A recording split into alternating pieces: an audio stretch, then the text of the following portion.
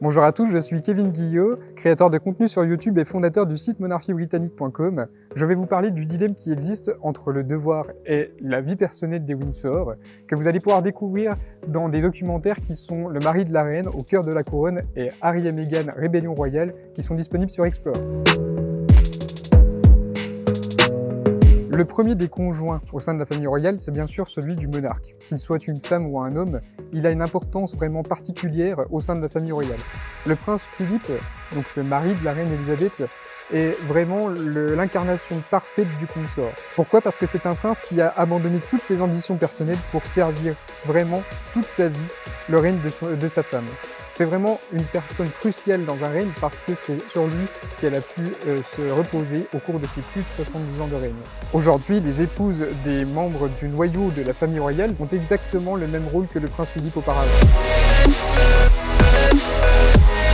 Les Windsor ont été extrêmement choqués et extrêmement traumatisés par la crise de 1936. En fait, c'est à cette date que le roi Édouard VIII a abdiqué pour épouser Wallis Simpson. En fait, c'était une américaine bientôt doublement divorcée à ce moment-là, et c'est vraiment la femme contraire de ce que l'on peut imaginer pour une reine consort. Donc on lui a demandé de faire le choix entre la couronne et la femme qu'il aime. Donc il a choisi la femme qu'il aime.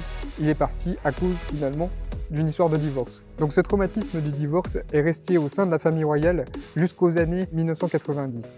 À partir de cette décennie, Elisabeth II va prendre conscience que le bonheur de sa famille prime avant tout pour pouvoir faire perdurer la monarchie. C'est ce qui fait qu'en 1992, la princesse Anne a pu se remarier après son divorce. Et c'est ce qui fait aussi qu'en 2005, le prince Charles a pu se remarier avec Camilla Parker Bowles, son amour de toujours. En 2011, le prince William a aussi eu l'accord de la reine d'épouser Kate Middleton, qui était une roturière, une petite fille de mineur.